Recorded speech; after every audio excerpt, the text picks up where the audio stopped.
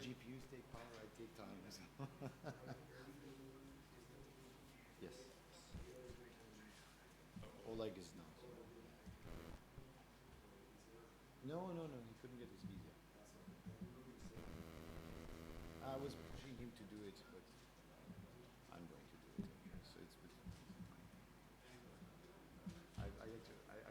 I wanted to not do presentations.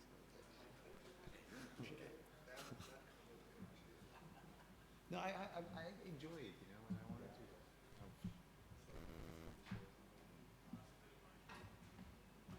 It's like always, it's always you see the same face. I mean, it's not. That's not really representative. Like there's so many people that are behind it. So.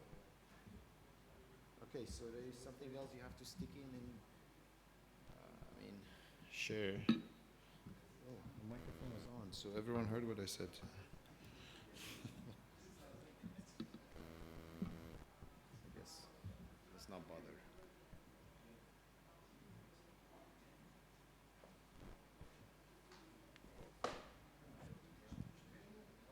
So I have 20 minutes, right? Yes, we're like 5 minutes ahead of schedule right now. Let's wait a couple minutes and we can start. And I have 20 minutes, or I don't know. Well, we have 15 officially, but then there's a 5 minute. There's a 5 minute between presentations. If we go into that time, If you attend OCP TAP, you see we make them go overtime. yeah, I don't, if you go to the, so you'll have 20 minutes or more. We start a little early. I usually take an hour. All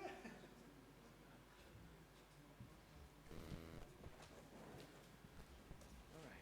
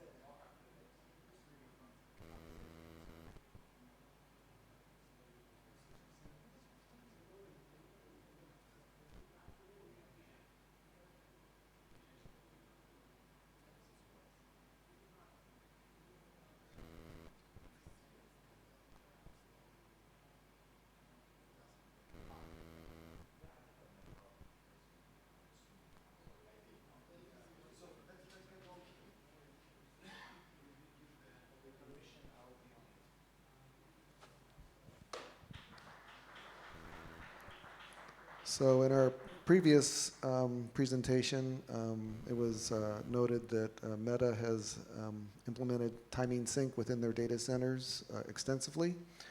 We have, next presenter is from Meta, and will discuss timing sync status, and this is Ahmad Byagowi. How do you say your name? Close enough. He's from Meta in California. Thank you. All right. So, welcome everyone.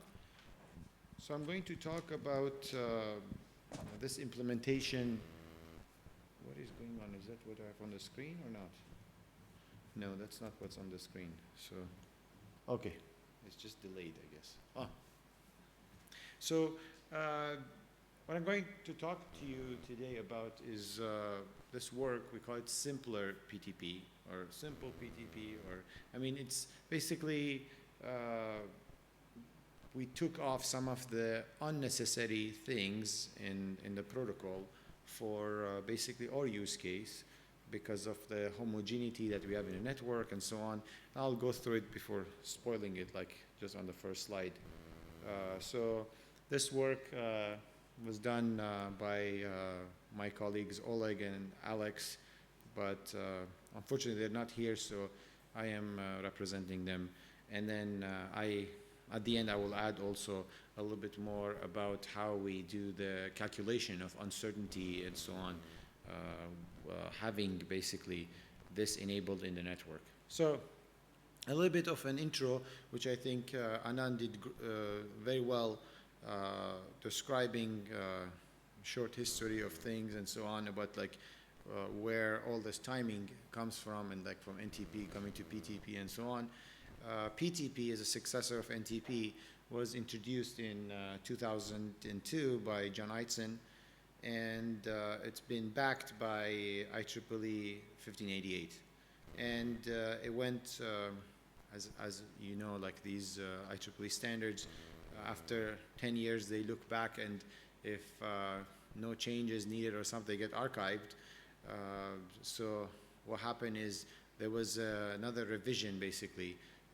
There were multiple revisions, but like the latest one was basically in 2019, which allows you to define more, like, you know, aggressively, I would say, the profile, so you can change pretty much everything you want, making it so that it's really to the words like precision time protocol, and you can even take it off from the Ethernet and use like any other medium, as long as there's a definition of a protocol and how you do time dissemination. So then within these, let's stay with Ethernet. Within the Ethernet world, there are these two profiles, G8265-1 and 8275-2, which they support unicast. And in the world of data centers, multicast is like a taboo, and so you have to like use like certain things. Everything has to be like pretty much prepared for scale. So then, based on this PTP unicast implementation, you require a lot of handshaking to basically like establish an announcement, establish a rate, have some subscription, and so on. And we thought most of these things are really not necessary. And if you want to go pretty much with all the solution with a time card and open time server and so on, we went fully non-orthodox. So might as well take the protocol and flip it on its head and make it basically to what is necessary for our applications. So, and also that allowed us to basically increase capacity and do some more things that traditionally were not possible. So a little bit of catching up on where Anand left the floor. If you want to see at the grand scheme of things, because this question comes up, okay, so time card is going to do this and that, like where is time card sitting, where's PTP sitting, where is PTM? Well, this sums it up in one picture. So if you don't have that network to do basically like a time sync other than what rains from the sky, the GPS, then you put a time card. So a time card allows you to take the time from GPS, back it by an atomic clock, so although the warriors that they keep telling you GPS is not working and scary and so on, I mean, they're right to a certain point. They can rest assured that this thing is going to take care of the holdover and all the reliability and all like whatever is necessary. And time card itself is basically on a par for an IEEE standard. IEEE right now has a P because it's still a par, 3335. And then once you get the time to the open time server, you have it in the network, you need to disseminate the time. That's where PTP comes in. And it's not the only way to do it. You want to go more precise. We have the two Carlos, how you say it? Two Carlos, right? Yeah. So all, which they are pioneers in White Rabbit, which allows you to get higher precision than what you get from PTP in terms of offering. You go in sub-nanosecond. With PTP, Anand mentioned you're like at microseconds. You can go definitely easy, like down into nanoseconds. However, you can go to nanoseconds and you get it to the NIC, but then once you come back in the OS with the uncertainty that the PCIe is giving you, you're back thrown in tens of microseconds, where then PTM comes in inside the system, where it now allows you to have the CPUs in sync down to pretty much like nanoseconds again. Like with some tests we did, like basically you can have global deployment of CPUs within, let's say, 2-digit nanosecond. And now, going back to what you can do with it, again, this presentation is not aimed for that. We just want to go back to the simpler PTP. But in general, this is a term that I like to use, which I call it pseudo-entanglement, meaning like you do similar to what entanglement is, but it's like there's pseudo, there's a reason why there's pseudo behind it, where you have these counters that within the window of uncertainty, with the probability that is dictated in like the uncertainty that you get basically on the protocol of disseminating time, you have these counters basically showing the same number globally. And this counter can be simply the TSC of your CPU if you have PTM.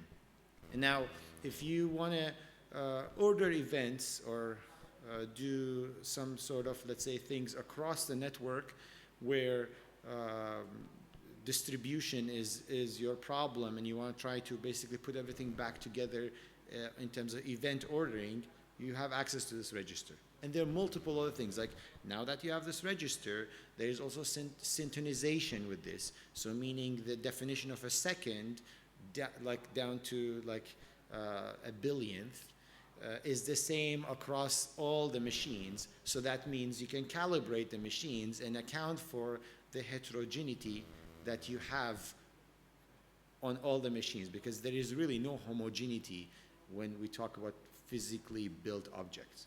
Now, going back to the first intent, again, of the synchronization.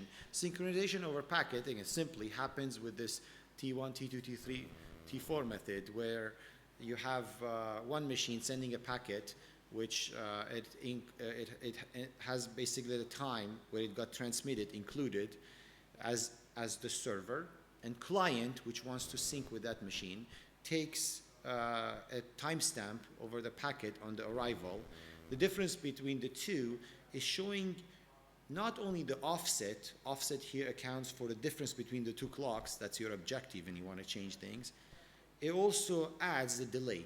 So now you have two unknown, one equation, and you need to add basically another equation. So what you do is now you transmit as a client a message to the server, and you take the timestamp, and then the server will return back to you basically when the time arrived there. So now you have the delay minus the offset, because it's from your side going the other side. So then now, if you add these two, divide by 2, you'll get the delay, which is the latency, with the assumption that the two pathways were symmetric.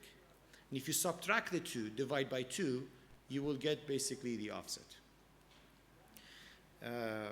Now, how is this implemented in these two protocols, like G8265 and G8275, is with multiple of these handshakes. Like basically there's a grant request, then there is the announce of the grant, and then now you go for another request for sync, and sync also gets like basically an acknowledgement, and then you go for a delay request, and once you get all of these things in place, then the time server, which is on the right, will start giving you the announce, then the sync, then the follow, and now finally we get to this T1, T2, T3, T4.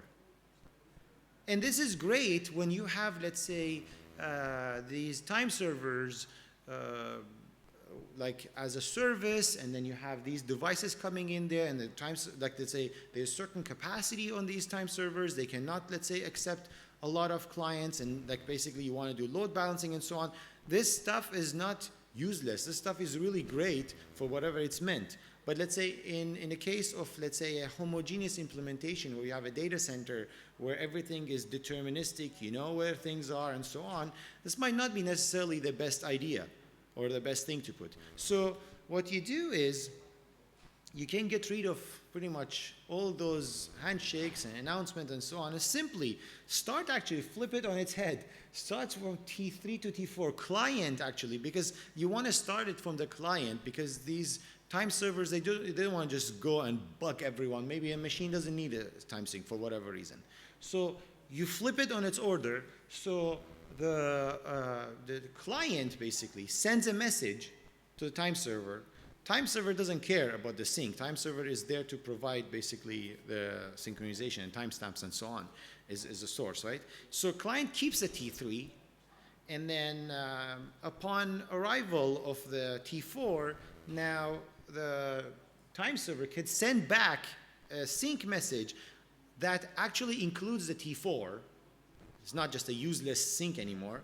And then the time where sync actually left the server will be sent by follow. And then again, you can also go one step further and get rid of basically the third one and squash that one in the sync, but then it's basically called a one-step method, which comes with a penalty, and that is because you don't have T4 until you transmit the message. So, and therefore you have a follow-up message. But if you can live with that extra, let's say, uncertainty or inaccuracy that it comes with a one-step method, then yeah, you can actually reduce it to simply 2 messages. You send a message, you get a message, and that's it.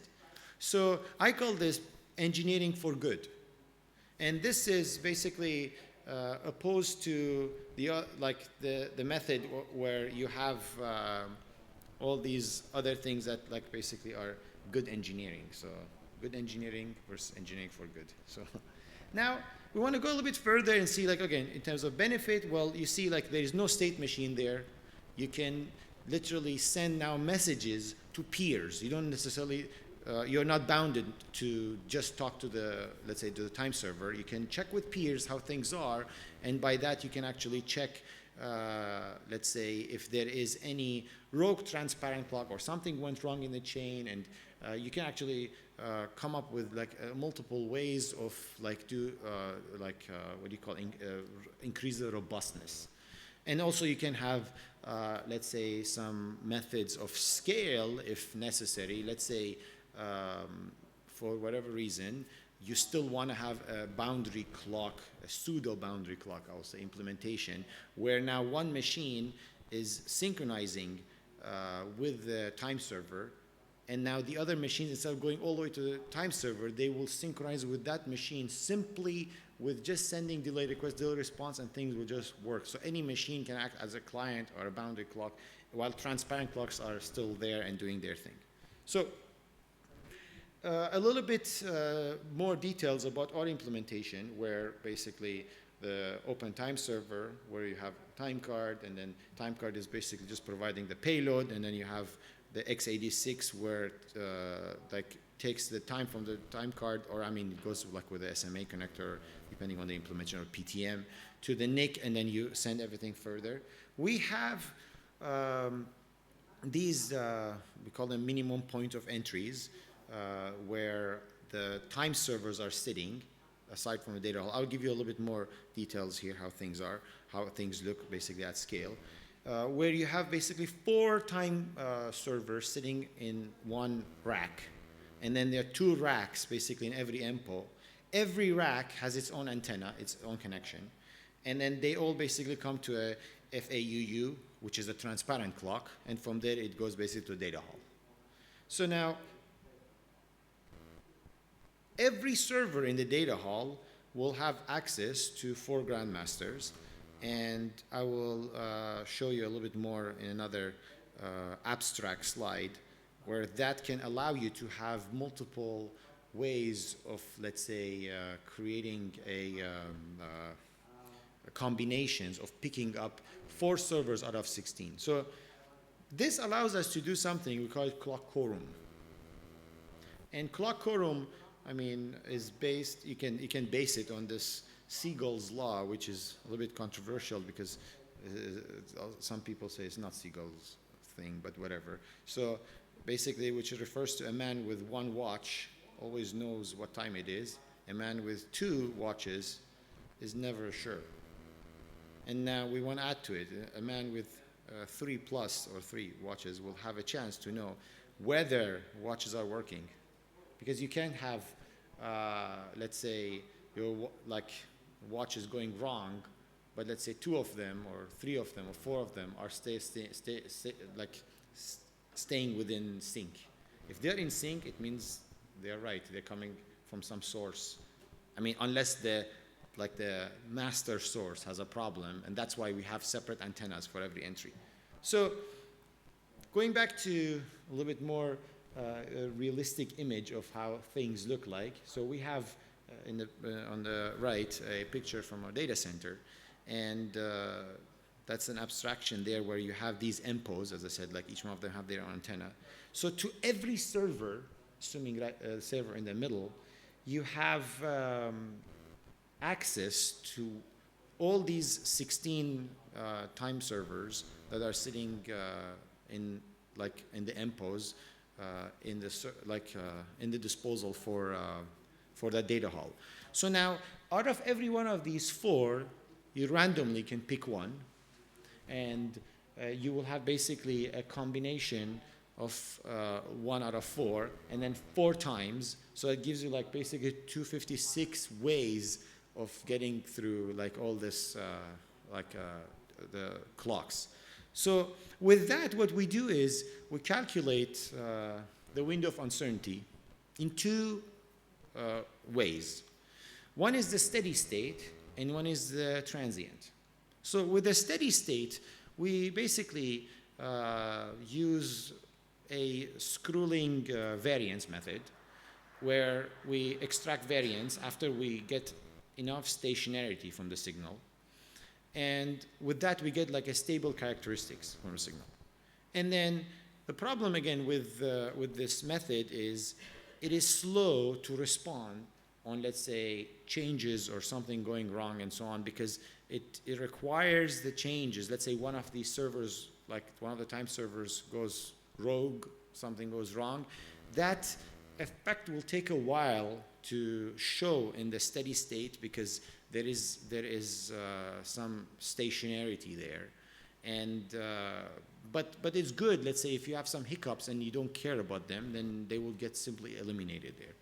And again, if you're looking, let's say, for something long-term, long-term performance and so on. And it's also based on the assumption that this is a Gaussian distribution, which those who work with stochastic signals and so on know that that's always an underestimation, and real world works definitely differently. So, but again, our best statistical methods are all based on Gaussian. So this one is a Gaussian based technique.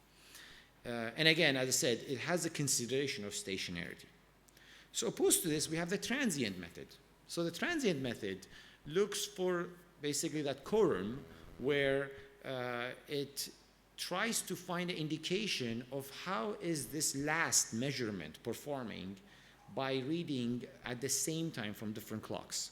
And also, it's a short-term performance indicator. So let's say when things let's say go wrong at that point, you will see it immediately. If they recover, it also recovers at the same time. And it uses set theory to combine everything together. And it is basically a method also that can also include NTP for, let's say, for that transient measurement. So now, here is for the steady state, where again we did. You see, I really have high standards on this. I don't consider this even fully a Gaussian. It looks so beautiful when you look at it as a Gaussian. It has some skewness there, but you see, the bell curve is really nicely there. But again, still, we know this is just an assumption. And on the bottom is a stationarity test that shows after a certain number of signals, you have the signal basically becomes a little bit off, and it stabilizes as a number of samples increases. So for the transient, we take that Gaussian distribution that we got for every node, and then you see these are the measurements basically from different sources, and then we have for each one of them a Gaussian. And now, based on, let's say, some analysis on holdover, you can do some fusion of all these readouts. So here is, for example, a case where, let's say, again, this is not per scale, but you can assume like the uncertainty for NTP, and it supersedes basically where you have like 4 readouts from different gram masses. Each one of them, they have their own distribution. And now, let's say if one of them is off, you can simply, let's say, filter that one. You remain with 3. Let's say 2 are off, you can go there. If, let's say, 2 are off, but then 2 are in sync, well, that's something bad. You shouldn't have such thing usually. And if you have, that's just transient. And then when you have, let's say, the fusion of all, you can now look for intersects. And now this is an area that you have highest trust because now all of them are intersecting at some point. You can look at the union of like, okay, now the uncertainty, transient uncertainty is basically including, let's say, all of them is something like a, let's say, distribution that covers all of them at one. This basically, all these tools allow us to tackle, let's say, different applications with different use cases and how they want to, let's say, consume time with different methodologies. So thank you very much for your attention, and please, as also Anand mentioned, visit our TAP page, and also for the time card, I put the address, and if you want the SPTP implementation, we have it also available. Thank you.